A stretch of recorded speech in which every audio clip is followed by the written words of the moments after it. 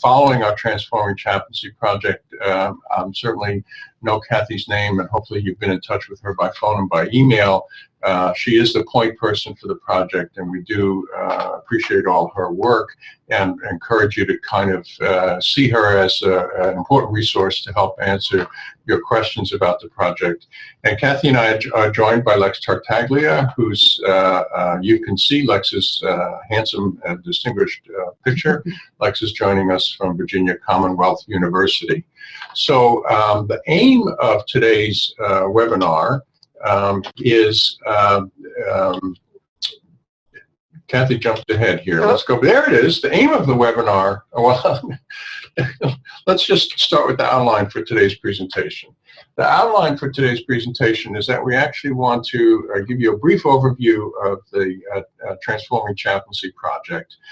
Then we want to talk with you about some of the details of the CPE Curriculum Development Grant application process and requirements. Then we're going to turn it over to Lex. Lex is going to briefly summarize some findings about best practices in teaching research literacy from a project we did together a few years ago. And then we're going to tell you about two approaches to teaching research literacy in CPE. Lex is going to tell you about what they do at Virginia Commonwealth, and I'm going to tell you a little bit about what we do here at Rush. We hope to get through all this material in about 35 minutes, 40 minutes, and then have 20 minutes for your questions. And you know that you can type your questions into the chat box. And if there are questions that we don't get to, that we're actually going to be, go ahead and put them in, because we will be able to actually kind of download them and respond to them. So that's our plan for today. Briefly, the Transforming Chaplaincy project, as you know, started July 1. Our aim is to promote research literacy to improve chaplains' contributions to important patient outcomes. The project is primarily funded by 2 grants from the John Templeton Foundation that total over $4.5 million. It's a 4-year project. In addition to the support from the Templeton Foundation, the project is supported by ACPE and all the major professional chaplaincy organizations, both with letters of support and actually some dollar contributions. And the support from the chaplaincy organizations really was a very important part of what helped, I think, convince the Templeton Foundation that this was an initiative that professional chaplains were ready to work on. And so as you see here, our overall aim for the project is to better equip hospital chaplains to use research to guide and evaluate and advocate for the spiritual care that they provide. Those of you who have been following the project know that we have 3 main activities. We have the Templeton Chaplain Research Fellowships, in which we want to send 16 chaplains to get a master's from a school of public health, a master's in epidemiology, or a master's in social behavioral health, or a master's in public health, or a related degree like that. The first cohort of 8 will be selected this winter, and we hope they'll be in school by now, a year from now, and then the second cohort of 8 will be selected the following year. And so that's a very key part of this project. Another very key part of the project is what we want to talk about today, which is the CPE Curriculum Development Grants, and we'll come back and elaborate on that. And then the third major component of the project will be developing online research education courses for chaplains, practicing chaplains, who are members of the major professional chaplaincy organizations who are supporting the project. That research education, those courses, will be developed by Lex and his colleagues at VCU, and we'll begin to make those available in about 2 years. So our focus today is the CPE Curriculum Development Grants. We have funds in the project to give 2-year curriculum development awards to 70 ACPE-accredited programs, primarily CPE residency programs, but not just residency programs, and we can talk about those details in the Q&A. So the first cohort We want to give the grants to 35 programs.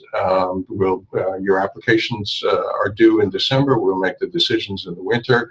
We'll get you the money July 1 of 2016. The second cohort will follow the year after that. So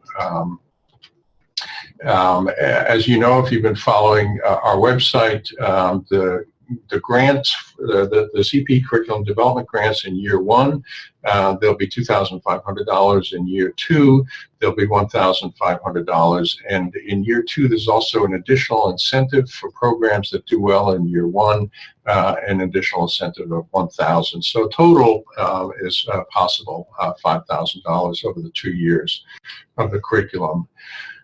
So again, for those of you who've been following on the website, there are 5 criteria by which we will evaluate your proposals for the curriculum development grants. We want your proposals to be substantive. We want them to be reflective of your particular context. We want your curriculum, your teaching, to actually help the chaplains, the students, the residents think about the implications of research for their chaplaincy practice. We want you to be accountable and evaluate what the students are learning in your curricula, and we want your proposal to be enduring. We'll give you the grant money for the 2 years, but we want you to tell us how you'll be able to sustain the curriculum after the grant is over. You see the details about each of those 5 criteria, and there's more information about them on the website. So if you have questions, we'll come back to that in the Q&A. And then finally, an important thing is to kind of be aware of the timeline. The criteria for the grant and all the information you will need to give us in your proposal is already online, but the actual application form is not online. We expect it'll actually be online sometime next week, and we'll send out an email blast to let you all know that when you can actually begin filling in the details.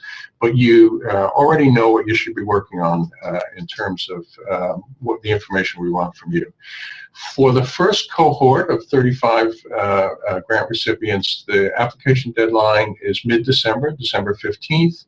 We will then take those applications. Our advisory committee will go to work in reviewing them.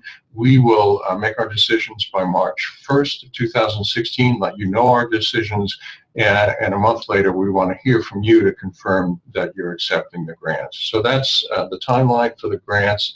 And Lex, I think I'm about to turn this over to you and let you talk to us about you know, the work that we did when we looked at best practices in that study. Okay, thanks, George, and welcome to everyone again that's on with us. You know, first of all, let me kind of review what is information that everybody knows about, and that is what are some of the elements of a curriculum or the elements of a syllabus that you would put together for teaching research literacy. Clearly, we would want to look for, and these are some of the things we found in some of the best practice centers that we identified in that article. First of all, people were pretty clear about the learning outcomes. And with that, one of the things that we wanted to be able to emphasize is that we are not looking for curricula where students are going to conduct research. Whether they participate in research or they conduct research somewhere down the future, that would be wonderful. But what we're really looking for now is the learning outcomes ought to be that students will be able to critically read, evaluate, and begin to apply research in their practice. And the learning outcomes ought to align with that. Second thing is to identify what the key content topics that you're going to teach. What are the key content areas that you want students to be able to understand and walk away with? Third thing is what are the delivery methods that you're going to use? You may use some didactics, you may use some group work, you may use journal clubs. Those are some of the things that, some of the ways in which people delivered the content. We really are looking for people to be doing some readings and outside assignments. We think that what you do in class ought to be reinforced with other assignments and some product at the end by which you will be able to assess student and evaluate student learning.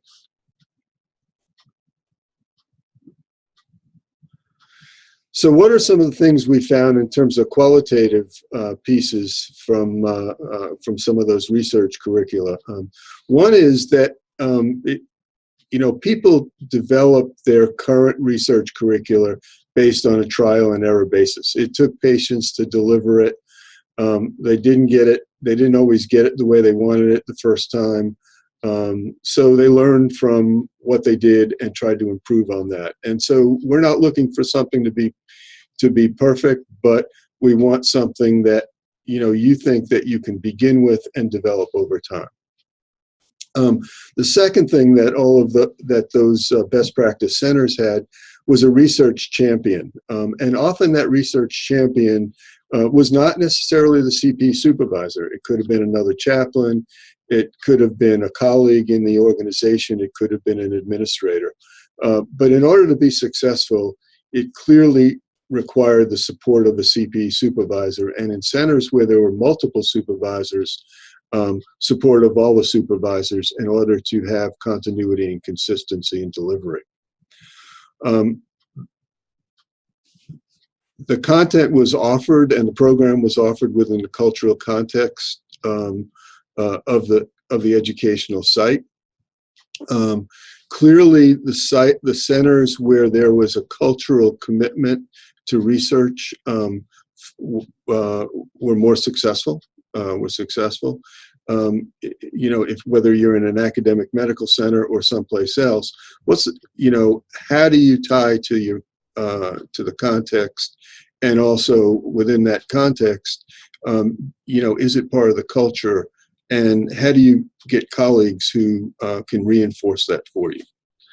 And that's the next piece, which is utilizing resources from both within and outside the CPE or the chaplain department.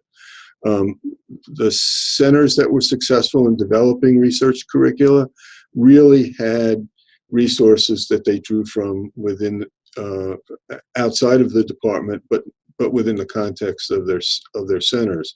And whether that's library resources, other colleagues, other collaborators, they use people. So one of the things that we did want to also emphasize is we're not necessarily expecting that the teaching or the content be delivered by the CPE supervisor, but rather that the CPE supervisor facilitate this delivery.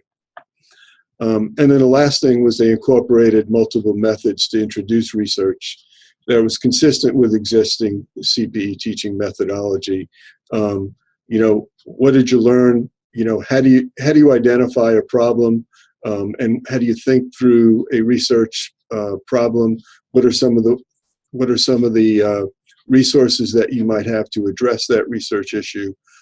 So thinking things through in an action reflection model was evident in those programs. So what about the program, going back to the criteria by which we will be evaluating the submissions? What I'm doing and what George will do is quickly go through the key elements within the context of our own programs. First of all, for VCU, our students do 29 direct contact hours, 14 sessions over a 10-month period. There's a 5-hour retreat that they do early on in the program, and there's a 3-hour dissemination activity for a small project they do at the end. They probably do an additional 60 to 75 hours of readings and assignments, either on their own or in groups. And the content is introduced developmentally, beginning with the question of why are we doing this, and shifting to what can we find out. Some of the content that we introduced was terminology, methodology, resource identification, data collection, and dissemination. You know, our program is really contextual, understanding evidence-based practice in an academic medical center, looking at reading and testing research ideas and how that might influence our practice as chaplains or as CPE residents and students. Thinking organizationally as well as chaplaincy as a discipline. We have focused a lot of our attention around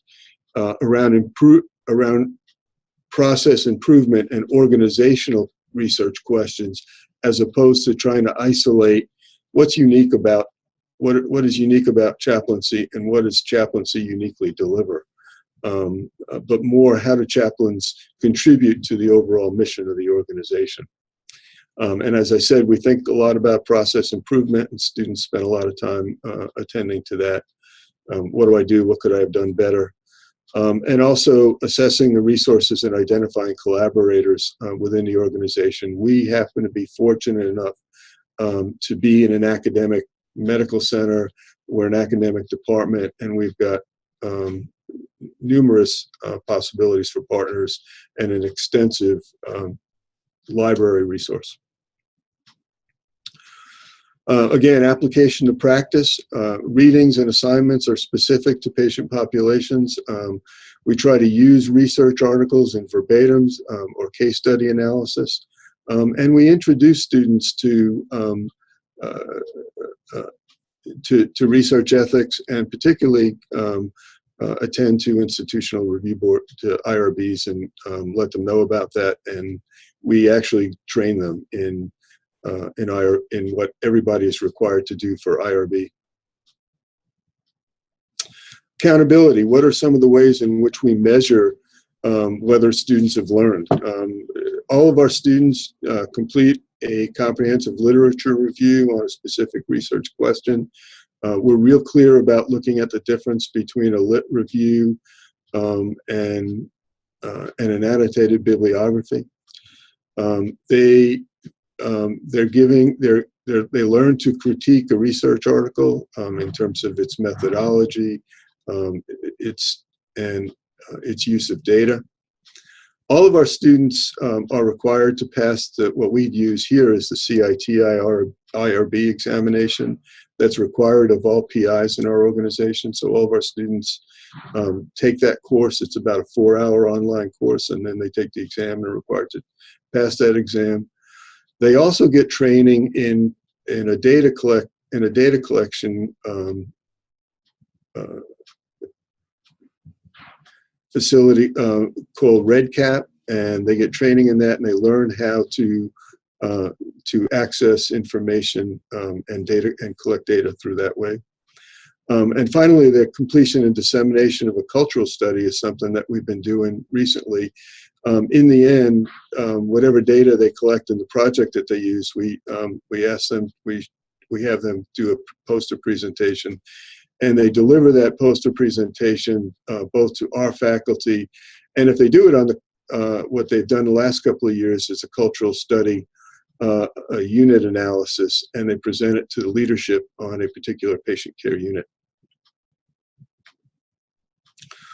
Finally, in terms of continuation, endurance, we are fortunate enough to have a PhD research faculty member in our department.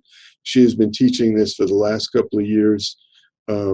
She also leads a faculty attendance at a resident seminar series where we call it a research think tank, where people just kind of think about ideas, problems, issues that we might want to begin to look at from a research perspective.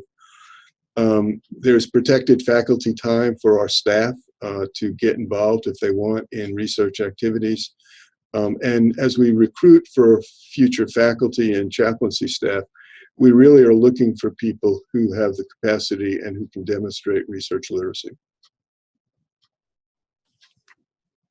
Back to you, George. Thanks, Lex. I just want to note for folks that when Lex was talking about the review of best practices, he was talking about an article that was published in Journal of Pastoral Care and Counseling in 2013. Lex was the lead author of that article, and you can find more information about that article on the ACPE Research Network website. So for those of you who don't use the ACPE Research Network regularly, the website is acperesearch.net. That's the website that's maintained so diligently by John Eman, who's the convener of the ACPE Research Network. And we use that website a lot, and I'm going to refer to that again at the end of the presentation here. I want to encourage those of you who are thinking about developing research literacy curricula to make use of it, because there's a whole separate section of that website that's designed to kind of provide resources for incorporating research into CPE. But let me focus a little bit on the teaching that we do here at Rush. This is our Rush. Oh, Kathy, that lovely picture. We got to keep it there. So you recognize in the front row near the right-hand side my colleague Pat Murphy. Pat and I have been teaching a research literacy didactic to our CPE residents and CPE residents from a sister center in the city. The last year, they were residents from Christ Advocate Christ Hospital, and so that's the 2015 winter group there, filled with smiles. They just enjoyed learning about research so much. You know, I'm going to take you through the same 5 criteria. What's the context here? Clear Rush is an academic medical center. We've got all the resources that you would expect from a major academic medical center. Our library has subscriptions to 9,000 e-journals. We have a big computer lab that we can use to help the students learn to use PubMed. What's important, actually, both about Rush and at VCU, is that our departments are not only departments in the hospital. We're not only clinical departments, but here at Rush and at VCU, our departments are actually also academic departments. We're a department in here at Rush. It's called the College of Health Sciences. I think at VCU, it's Allied Health Professions, and Lex actually is Associate Dean of Allied Health at VCU. That means that we really are embedded in a context that's encouraging research and research education. And during the Q&A, we need to talk a little bit about, okay, so big-time academic medical centers, departments that are located in big-time academic medical centers have a set of resources that helps them to teach research literacy and CPE. What about our centers that aren't in contexts like that? And that's an important thing for us to address. You know, many of you know that the research program at Rush was developed in 1990. And so research has been part of our department for a long, long time. And in addition to the formal curriculum that we teach, the CPE students, and particularly the residents, are exposed to chaplaincy-related research in lots of other ways, including the fact that we do the APC Webinar Journal Club here, and they sit in on those webinars. Our teaching is pretty substantive, although it's not as substantive as Lex's, which is probably one of the most substantive programs in the country. We do a J term, so in January, the residents don't have any other CPE curriculum. They are doing clinical work, but their CPE curriculum is our research literacy seminar. We do, in the month of January, 2 seminars a week, a total of 8 seminars. They're 2.5 to 3 hours each. And our syllabus is on the Transforming Chaplaincy website. So you can see what we cover in each of those sessions. But just briefly, Pat and I do a series of presentations, kind of introduction to chaplaincy research, a little bit about the rationale for why we do research, as Lex mentioned, a little bit of clarification about what we mean by evidence-based practice. Pat does a little introduction about statistics, The core of our curriculum is the students working in small groups to read research articles and to present them to each other. We also spent a little bit of time at the beginning teaching people to search PubMed for articles related to their particular interests. So the articles our students read at the beginning, they read an article, they read 3 articles that Pat and I have selected that illustrate different research methods. And then in the remaining weeks, they actually read articles that they've selected. In addition to the articles that students are reading, we're assigned some other readings, and we include chapters from the Introduction to Research handbook that was developed by Healthcare Chaplaincy and edited by Gary Myers.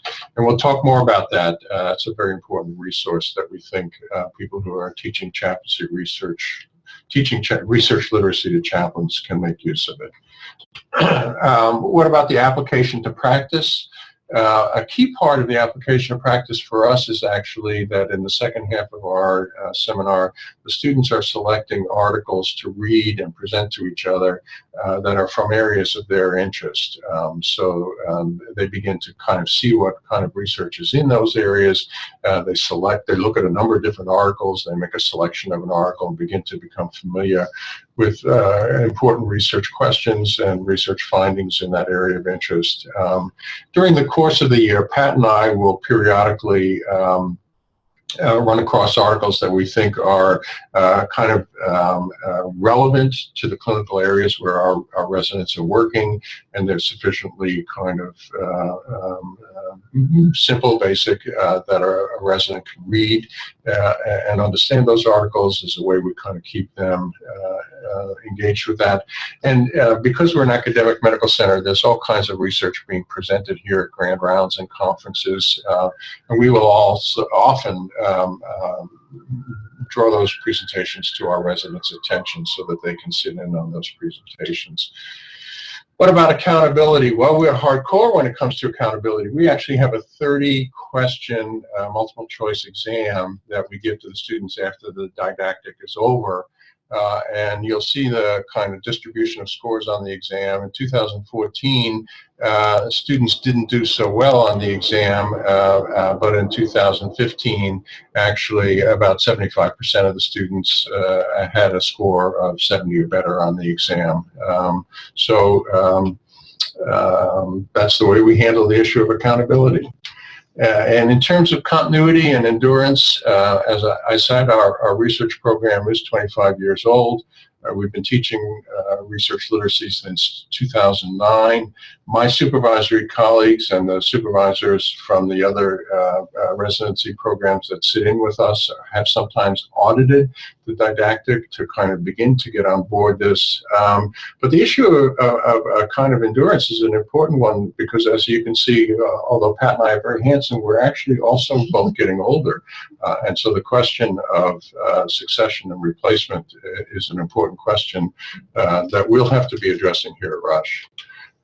So we're ready actually to turn over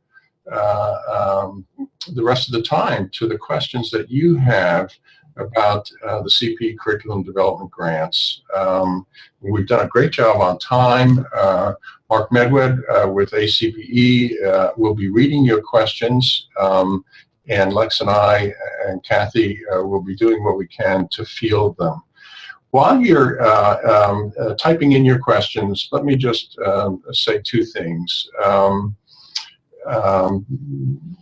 Writing proposal for a grant may be a new activity for many of you. We think that the kind of proposal that we've asked you to prepare for this is really not too daunting. You know, we want you to kind of address these 5 issues that we've been talking about. And you know, you're used to writing self-studies, you're used to writing other curriculum all the time. So we think that it should be something that you'll be able to do. If you have questions about the grants and the proposals, we're going to have an informational conference call next Thursday. We have space for about 25 people to be on the conference call. Kathy says We're getting close to that number. We can expand it to 30 or so if we need to. And if a lot of you have questions that don't get answered today and you want to be on the conference call and we can't accommodate you next Thursday, then please send Kathy an email. Let us know that you want to be on the conference call, and we'll either sign you up next Thursday or we'll schedule an additional one. Kathy will be sending the conference call link next week, so it hasn't gone out yet. But for those of you who sign up for that, the conference call will be an hour, and it'll begin at noon Central Time next Thursday. So another opportunity to ask us questions. But in addition to that opportunity, we want to make it clear that we really are here to kind of assist you as you prepare your proposals. So don't hesitate to send Kathy an email or give her a call. If you have a question that she can't answer it, she'll be in touch with me or Lex or Wendy Cadge or other leaders in the project so that we can provide you the information that you need so you can prepare your applications. So Mark, I don't know how we're doing. We have a few questions. Yeah, go ahead. Okay. All right, first one, why would a master's in medical ethics or the basic philosophy of ethics not be important or essential to research for a choice of advanced studies funding? That is, choosing what can be done or not done to or with patient subjects or data collections on them could be a prime matter. That's a great question. It's actually not necessarily about the CPE curriculum grant, but it sounds like it's more about our fellowship program. We're going to send 16 chaplains to get a master's in epidemiology or public health. And the reason why we chose the degrees that we chose are that we actually want chaplains to develop skill in advanced level skill in reading and critically reading and understanding research, and then to begin to develop skills so that they can be able to actually carry out research and to be effective collaborators with researchers at their institutions. So the Masters in Public Health, the Masters in Epidemiology, et cetera, those are the standard degrees to provide those skills in health-related research. I think the Masters in Ethics and other areas like that is an important, provides somebody with very important skills and tools to understand critical issues about research and research ethics, but it's actually not the focus of our program. Great. We've got a couple of questions about how do you expect the money to be used? Yeah. So I think a key way, so there's an FAQ on the website about this. I think a key way to use the money will be to bring in a researcher in your institution, in your metropolitan area, who can actually help you design the research literacy curriculum, and then also help you teach it for 2 years. And during that time, hopefully the supervisors or the others can begin to learn enough about teaching research that you'll be able then to provide continuity.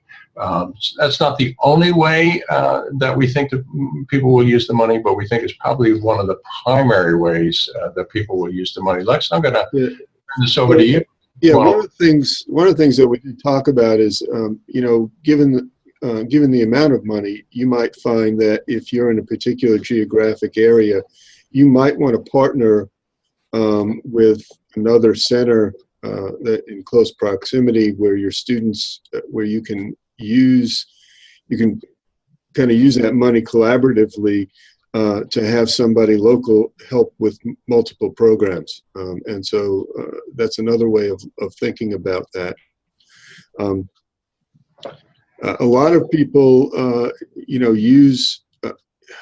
use resources within their center who are interested in what chaplains do and want chaplains to work with them down the road in research, and you might find some nursing or other kind of disciplines with research expertise that might be willing to work with the supervisor to be able to do that delivery at a reasonable rate. Great. Mark, let me just say regarding that, one of the questions that people have asked is, could they use the money actually for tuition, so that their students could sign up for an online course or maybe an in-person course on kind of an introduction to research.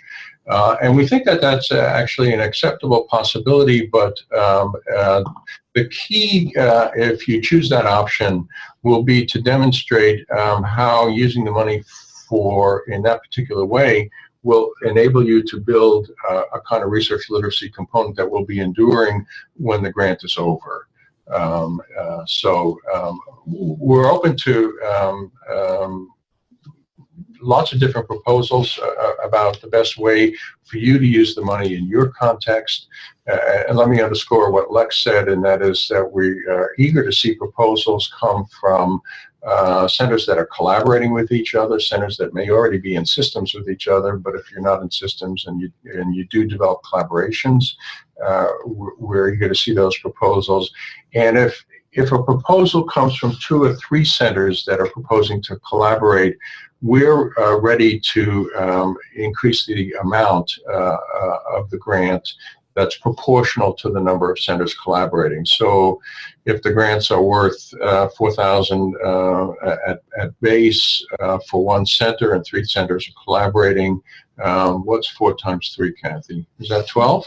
So that would be $12,000. So the other question that often comes up is whether or not centers that are already have started to introduce research into the curriculum, are they eligible? And the answer to that is also yes. I think what we'd want to see is how are you going to use the money to improve and continue to develop what you've already started. So a follow-up question to that comment was made that it appears that in order to successfully apply for the grant, one must already have a good outline for a curriculum. I think the answer to that is yes, actually. You do have to kind of think through what a good research literacy curriculum is. And that has to be a key component of what you propose, that we're actually going to teach this, and because we're going to teach this, we actually are answering your question about a substantive curriculum that's applicable in our clinical context. If that's a new activity for you and thinking through how to do that, is new and you haven't done it before, there's several things that we'd recommend. One is that, is there a consultant in your institution who could work with you on this, who knows something about teaching research literacy? Other options are that the curricula from Rush is on the Transforming Chaplaincy website.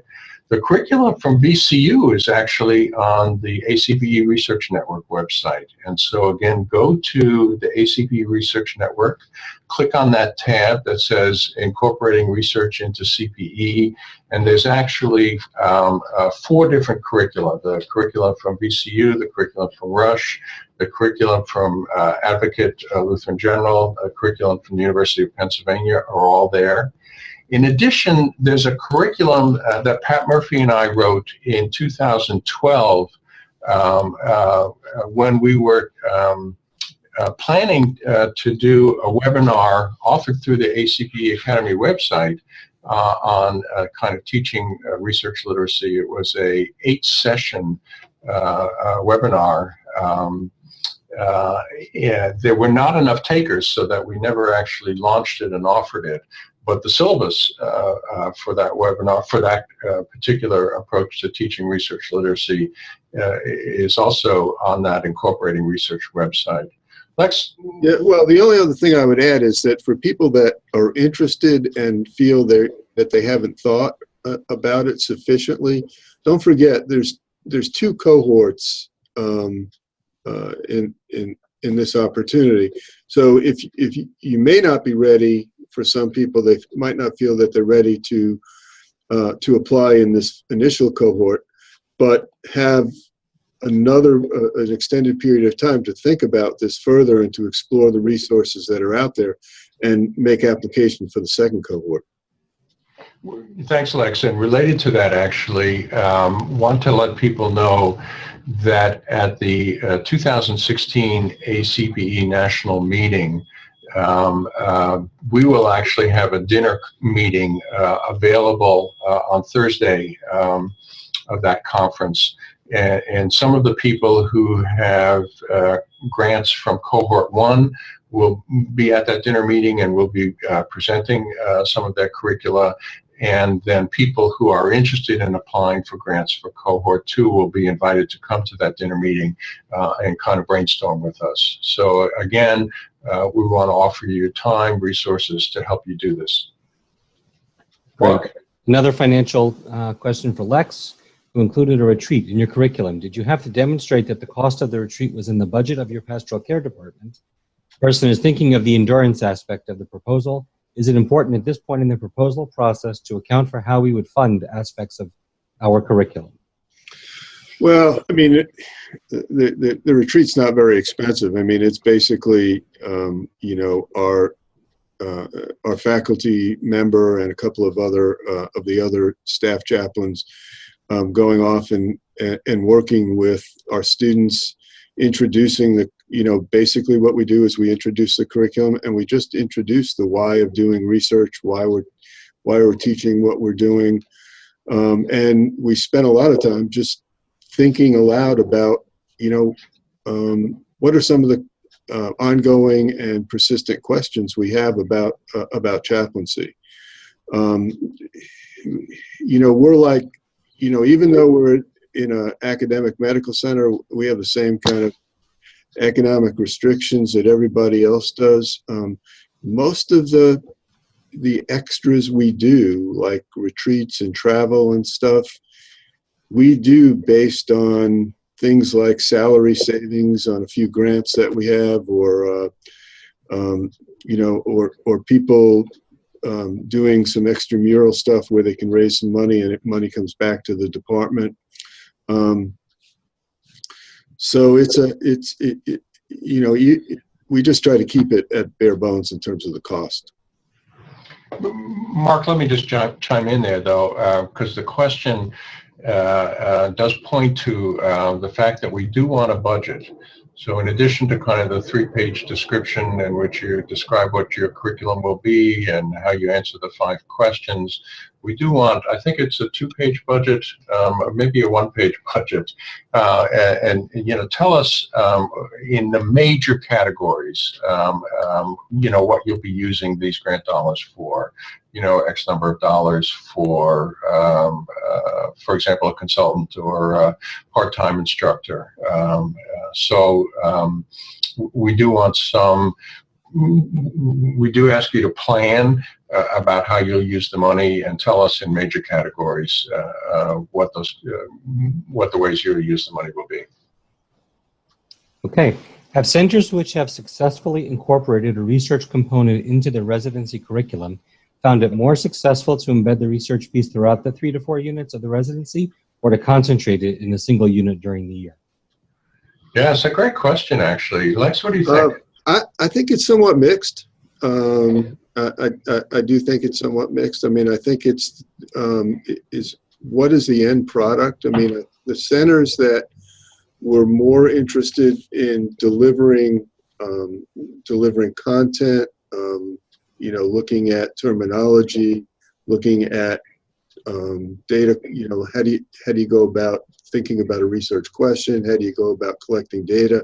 How do you go about finding resources in terms of what's been studied around that question before? Centers that sort of stay in that more content area I think most of those did it within a defined period of time.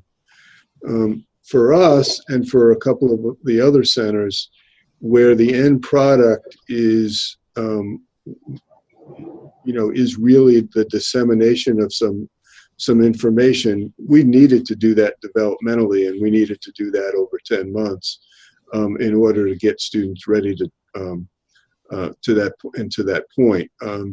I don't think that we're looking for a one-way fits all concept around that. I think what we're looking for is, you know, at the end, will your students know more about how to critically read, access, critically read, and use research within their practice. And, whatever you think you can do to deliver that in a substantive way, I think that's really key. And I don't think there's one way only. Yeah, I would just echo that. I think Lex is really spot on. We don't think there's one way to do it. We do think the proposal should reflect the context, the kind of way in which a CPE program is run, and whether or not in your context it works better for you to kind of do it in one or more concentrated sessions, or whether or not it's better for you to spread it out over the course of the year. I mean, we do this concentrated January term here. It works well for us. Pat and I really enjoy it. The residents really get into it. I think they really do have to do a lot of reading, and it's good that they're not doing any other CPE curriculum at the time. But it would be interesting actually to see what would happen if they had a bit of a slower pace to begin to kind of pick up some of the concepts that we expect them to absorb at a pretty fast rate in our January term. But yeah, write your proposal in a way that works best for your curriculum.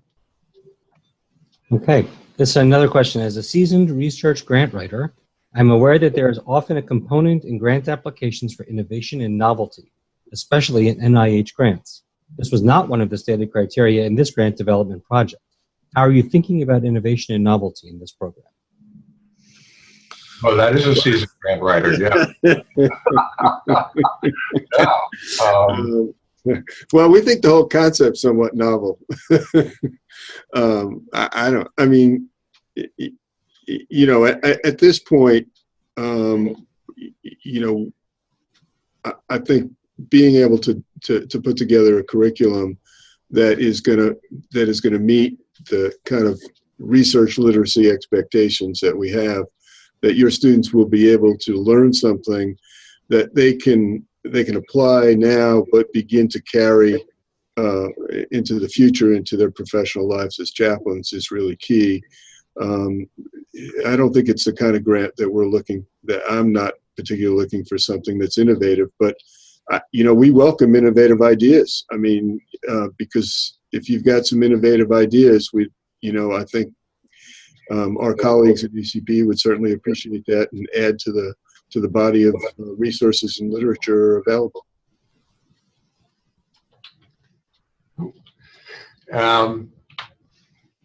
Yeah, I would agree with Lex, actually, that innovation is not a criteria that we think is essential.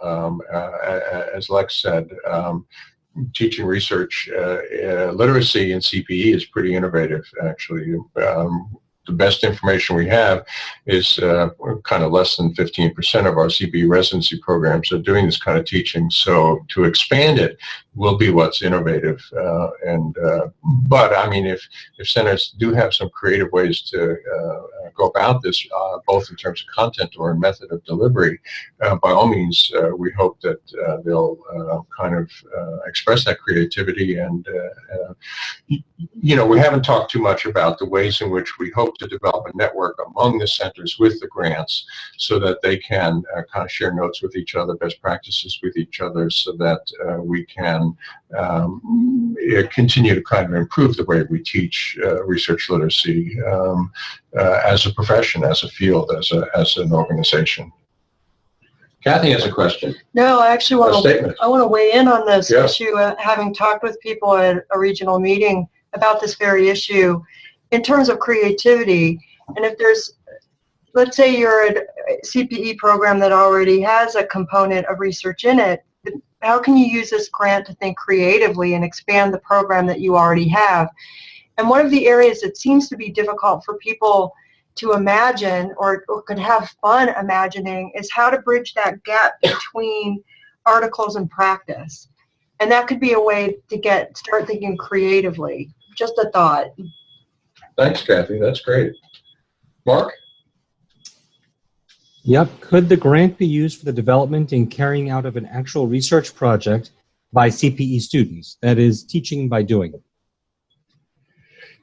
Lex, you want to take that? Yeah.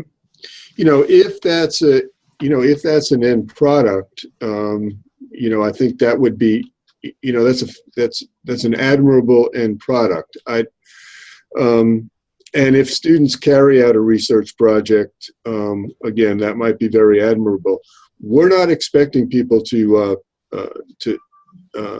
do that. I mean, it's not that it's not okay. It's just beyond the expectation of what we're looking for.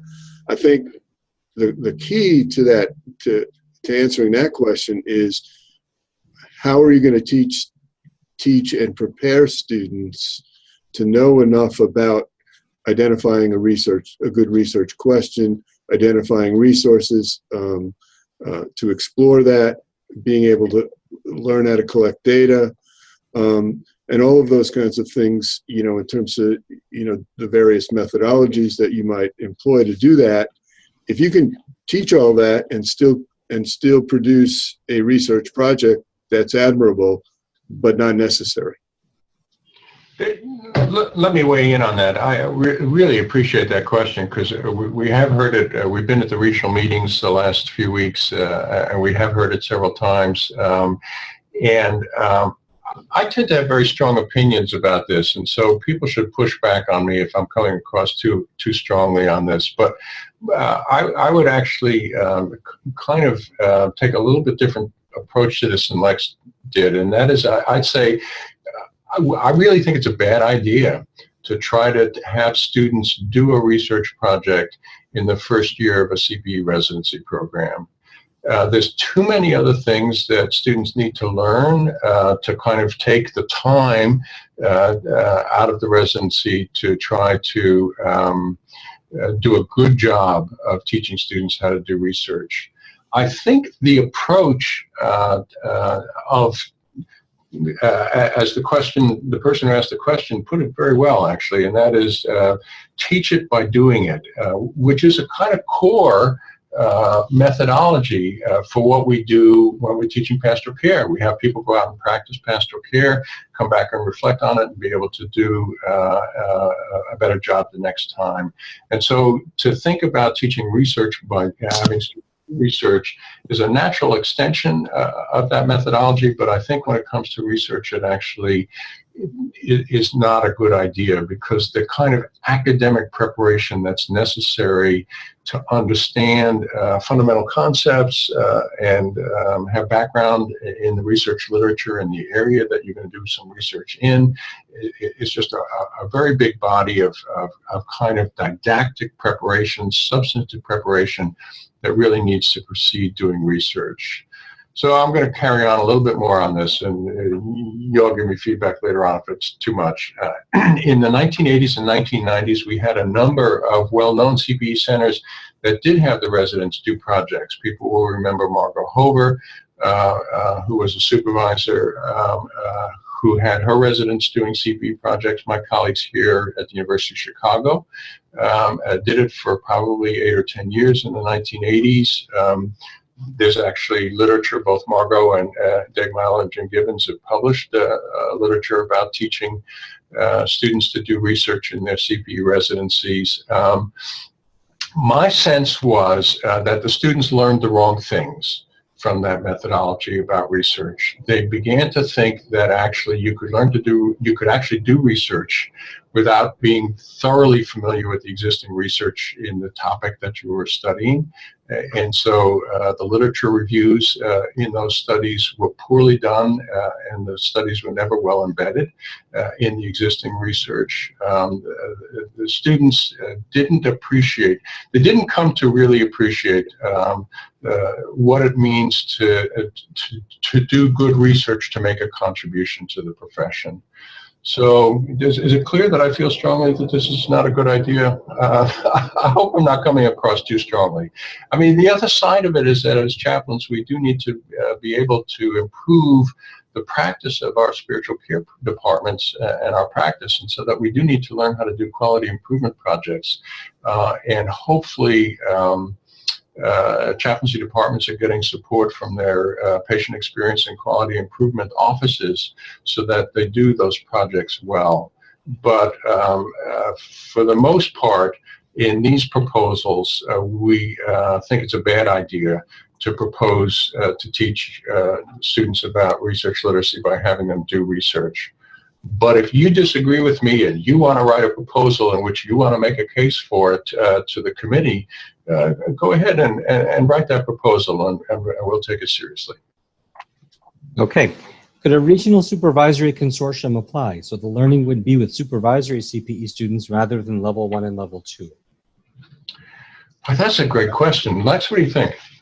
Well, I think it is a good question. I'm not sure we've thought about it, but I think the nature of the grant, and George, you can answer this better than I probably, is really to promote research literacy among chaplains. Now, whether or not you know, an SES consortium wanted to do that, I think the focus ought to be on, you know, what are you going to do to promote the practice of chaplaincy practice and research related to chaplaincy practice. I think that's a first step, and I think that's the goal of the in terms of the development of this grant. But I think, George, you probably could answer that better than I. No, I think you're spot on, Lex, and that is, it really is the priority of the overall project is that people who become practicing chaplains have research literacy so that they can engage research to more effectively do the chaplaincy work and make the case for the chaplaincy work. And so the SESs are a little bit of a step removed from preparing people who are, you know, whose careers will be in chaplaincy with research literacy. But if you can make a case that by preparing SESs, you're actually going to be better able, you're going to be able to prepare professional chaplains, we'd be happy to hear that case. But it does feel like it may be well, it'd be interesting to hear your case, the case for that, as the people who want to do that want to propose that. But the core thing, again, just to repeat myself, that we want you to be able to address is, by doing that, how will you be preparing people who will have careers in professional chaplaincy to be research literate? Mark, we're coming down to the last few minutes. I don't know how many questions are in the queue. We've got a few, but I think there's one that probably is a good one to close with, just to clarify. All right. Clarification on the 2 cohorts. Will centers in the first cohort be able to successfully reapply and be a part of the second cohort? Yeah, if you're funded in the first cohort, you're funded for 2 years and you don't need to reapply. Does that answer the question? I believe it does. Well, all right. Okay, so there are a few questions left, and we will pass those on to our participants, but we are at the end of our time, so I want to thank George and Lex and Kathy for their time. And on behalf of the ACPE Academy, wish everybody good luck with this process. It's a great process. And we're also recording the webinar. It will be available on the ACPE Academy webpage sometime next week, and the slides for the presentation will be available on the Transforming Chaplaincy website, so you'll be able to go back and review everything afterwards if you have further questions that you'd like to be looking at. Mark, thanks so much for hosting. Really appreciate the support of ACPE and the ACPE Academy. It's our pleasure. We look forward to partnering with you in the future. All right. Thank you. Thanks, everybody. Have a wonderful weekend.